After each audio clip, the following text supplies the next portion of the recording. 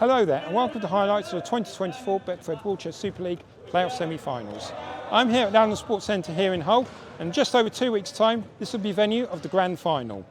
But first today we're going to find out who's going to be going there. We'll have action in the other semi-final coming up between the London Roosters and the Halifax Panthers, but first we're off to the Edge Leisure Centre in the heart of Leeds for the other semi-final between the London Roosters and the Wigan Warriors. It was a really close game last week, with the Warriors losing by 46 points to 36. Let's get straight to the action and find out what happened in that semi-final.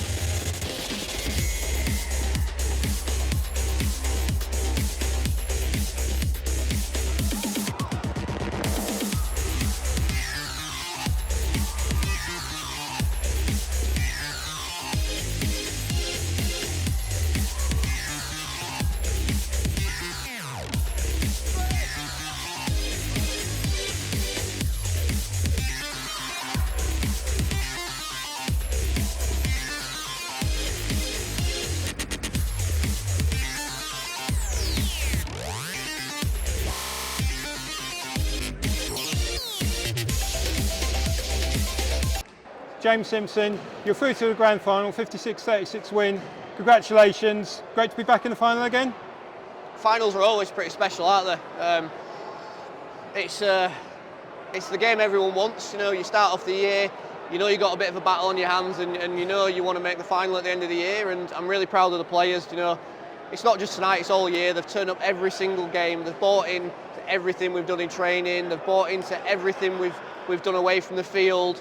And it's shown in the performances, and tonight they're putting a really good performance and, you know, beat an absolutely quality Wigan side, a side that love playing rugby league like we do. You know, it was no doubt it was an incredible watch. But mate, yeah, we're going back to the grand final. After that first 20 minutes, it seems like you just took a stranglehold in that game, that second half of the first half. Well, mate, the knockout games, and like league games, you can push it a bit, you can do this, you can do that, because you know you're going to go again the next week. But knockout games, mate, they can be ugly, they can be fisticuffs, they can be dirty, not physical fisticuffs, but you know, like it can be like that, and that's all the game is at that start. You just got to ride it out, mate. You got to know that you're feeling each other out, and then once you get into the groove of it, mate, that's when the rugby comes, and that's what happened for both teams today. And two of your performances today from Josh Butler and Nathan Collins, definitely, would you say, valid for the Rulers of Steels from this performance today? I think they've been fantastic all year, mate. You know, it's hard when you've got three quality players like that who've been named, Wheels of Steel. You kind of got to say to them, like, put all that behind you now. It doesn't mean anything at the moment. We've got to play today, but that's something we'll be celebrating at the end of the year when oh well, if one of them wins it. But just to get nominated is special for them, mate. And I think having 3 players from our club nominated just shows how much the players have given to the team. If 3 of your players are getting nominated, that just speaks volume about how much they're sharing the work, they're sharing the graft and the load. And mate, I'm really proud of them. I'm proud of all of them, mate. They're all been fantastic this year. Georgie's been outstanding. You know, Becky's getting into the fold now. She got on there today, which I'm really proud of. So I'm proud of all the players, mate. I noticed the stat today, you used every single player for the first time in the knockout game. I tried to use all my interchanges. I think I might have used 7. No, I used 8. Yeah, well, there you go. I wanted to use every single interchange, and I used 8, and that was really what I wanted to do. But yeah, I could have got Becky on sooner. I did say it to her, but she, you know, it's her first year back in the game, first year playing Super League, so she recognises it's a journey, and she's still got a few more ways to go. But I'm hoping next year, with a bit of a format shift, we can get these fringe players, who they are at the moment, playing bigger minutes in bigger games. That was, wow, what a performance on yourself.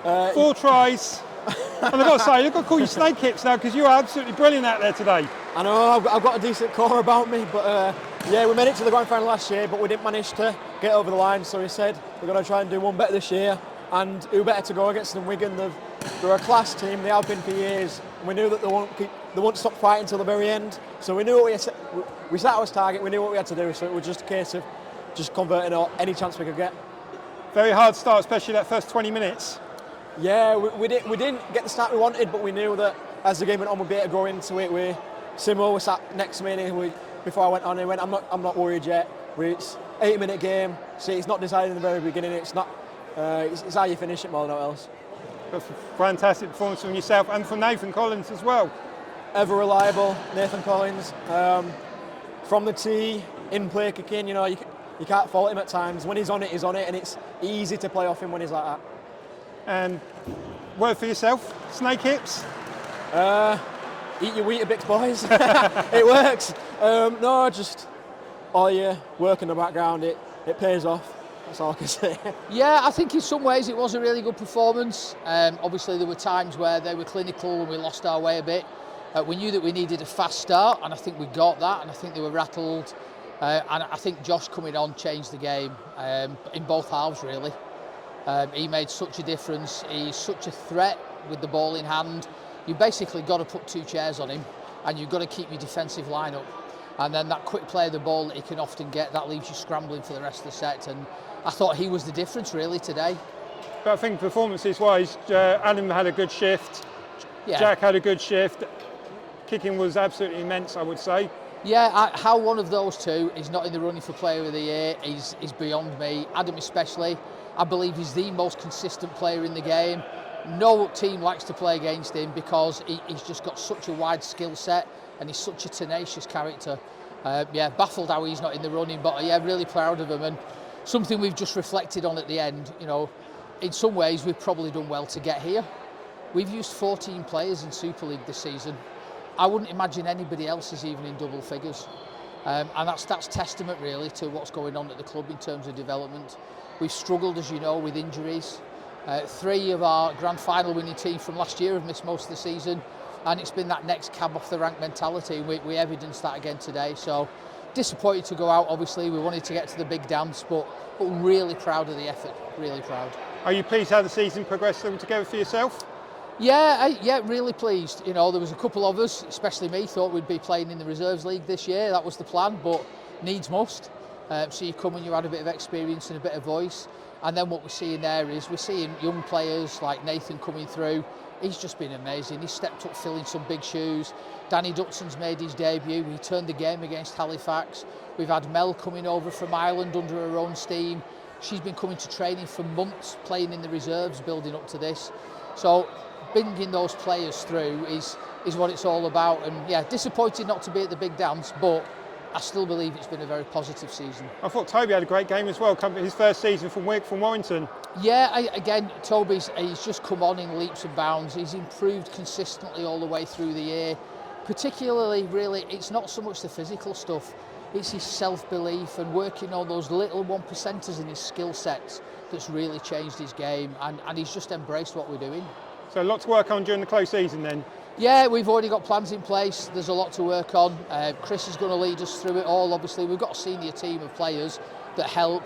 But Chris has been superb, you know, and I feel so sorry for Chris. There's 4 players nominated for Super League Coach of the Year and there's only 1 missed out. Since that award was last given out, Chris has led a team of underdogs to the grand final. We've got to the we've got to the Challenge Cup final, and we've got here again today with a squad that struggled all season for injuries. I don't know what more he could possibly have done to be in the running, but you know, yeah, we're very happy with him as our head coach. Well, enjoy the rest of the season, enjoy the close season, and we'll see you back in March next year. Lovely. And John, thank you for everything you do for the sport. I don't think there's enough recognition for what you do in publicising this game. Thank you. Thank you. So congratulations to Leeds Rhinos who have made the grand final for 50 years. Let's find out who they're going to play in the semi-final. The Halifax Panthers and the London Roosters.